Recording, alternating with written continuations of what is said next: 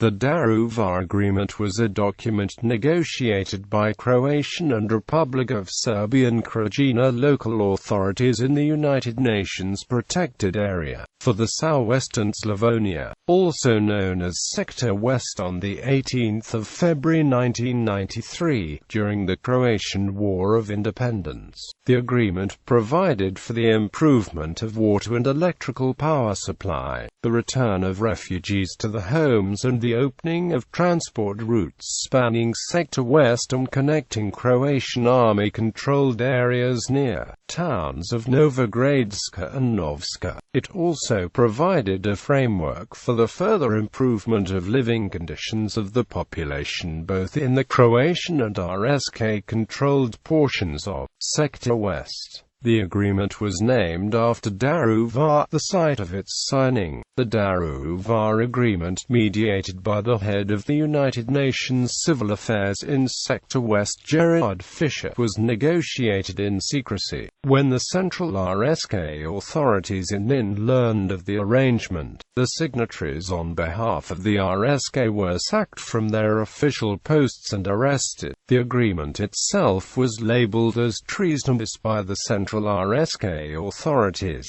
Fischer and other UN officials who were involved in mediation of the agreement were criticized by the UN for being excessively assertive in the matter.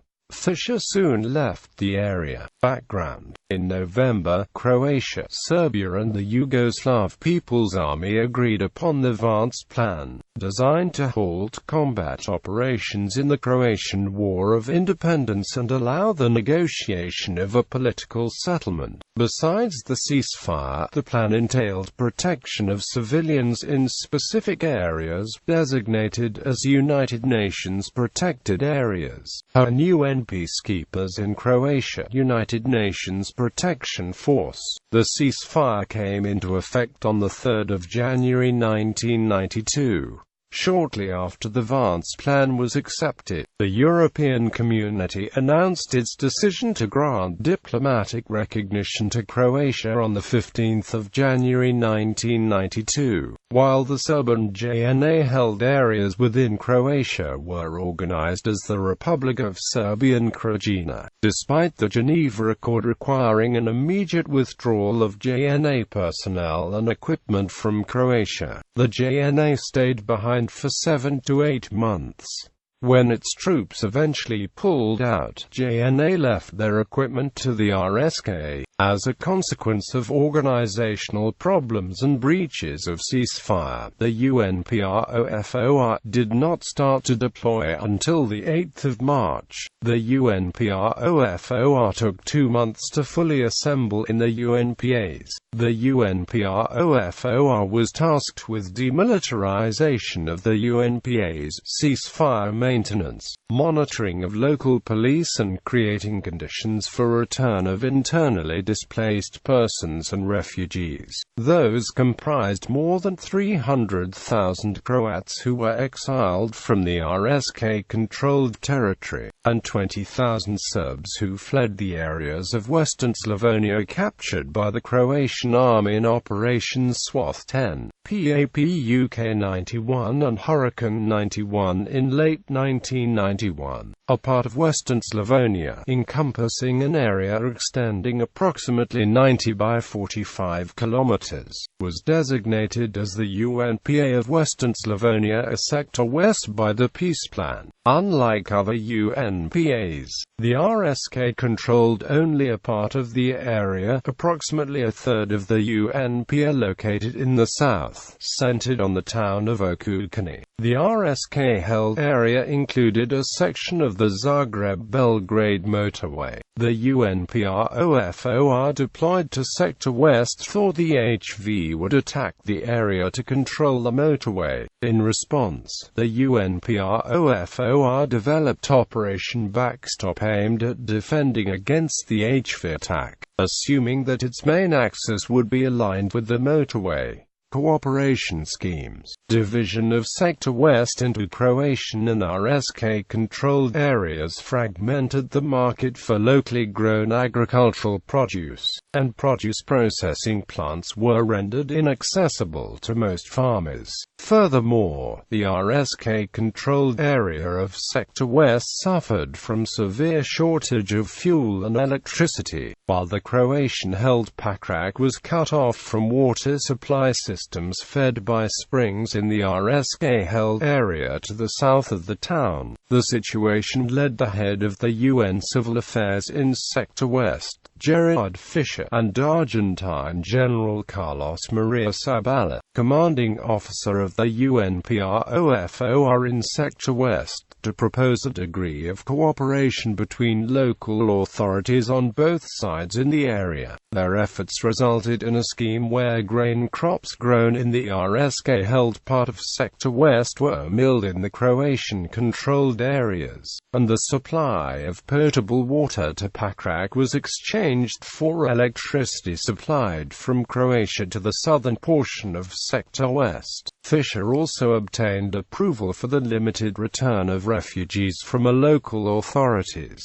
The scheme involved up to 2,500 refugees who would be allowed to rebuild their homes, funded by the Austrian government. The funds, in the amount of $1.3 million, were obtained through Michael Platso, Special Assistant to the Director General of the United Nations Office at Vienna. Formal agreement. Fischer attempted to gain wide support for the cooperation schemes already in place and extend the scope in Sector West. Fischer also assured the local authorities of the RSK that such a move would prevent renewed fighting in the area. The result of Fischer's efforts was the Daruvar Agreement. The agreement, signed in Daruvar on the 18th of February, encompassed the reconstruction of water and electrical power supply networks, the reopening of the Zagreb-Belgrade motorway section in Sector West for non-commercial traffic, the facilitation of the Novska-Nova Gradiška railway, the repair of telecommunication lines, the establishment of a joint commission tasked with normalization of living conditions in Sector West, the return of all refugees to their homes, the access to property owned by civilians across the ceasefire line, and further meetings with local authorities to discuss further cooperation. On behalf of the RSK local authorities, the agreement was signed by Veljko Dakula, Dusan Ekimovic, Milan Vlisavljevic, Mladen Kulic,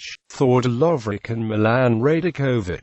At the time, Dakula held the position of Deputy Prime Minister, while Ekimovic was a government minister in the RSK. Signatories on behalf of the Croatian local authorities were Zlatko Kostzadrov Kosokic, Ivan Volf, Vladimir Delic and Zelimir Malna. Fischer signed the agreement as a witness, according to the International Criminal Tribunal for the former Yugoslavia. Testimony given by Dakula at the trial of Milan Martic. Ivan Milas was present at the signing of the agreement as a representative of the government of Croatia, accompanied by Josko Moric, Croatian Deputy Interior Minister. According to Dakula, no effort was made to conceal the signing of the agreement, even though the negotiations beforehand were kept secret. Aftermath. The Central RSK authorities in Nin learned of the agreement through a report filed by the 18th Corps of the Army of the Republic of Serb Krajina on the 26th of February, 8 days after it was signed.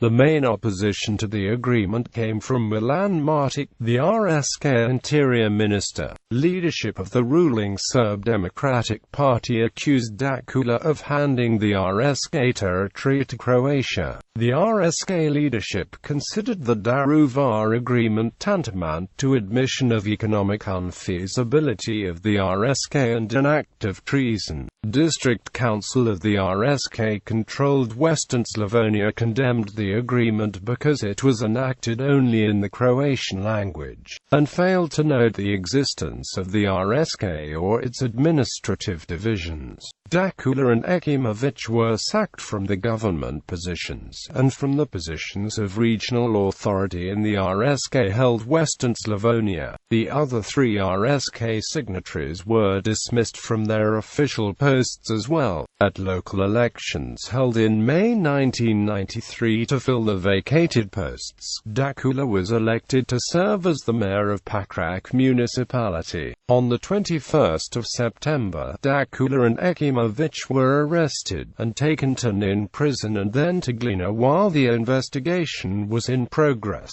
On the 3rd of December, they were released only to learn that the arrest of the two, and Kulic, was ordered days later. In order to evade the arrest, the three fled the RSK to Serbia. On the 4th of February 1994, Dakula was abducted in Belgrade by the RSK agents and taken back to the RSK. The RSK's response to the agreement ended Fischer's efforts. Moreover, Fischer, Zabala and Plaza were criticized by the UN, citing their excessive assertiveness in the matter. Fischer left Croatia and Jordanian General Shazha replaced Zabala in March. The Zagreb-Belgrade motorway was reopened in December 1994 through an agreement between the governments of the RSK and Croatia. However, a series of armed incidents in late April 1995 led to a Croatian military intervention and the capture of the portion of Sector West previously controlled by the RSK in Operation Flash in early May.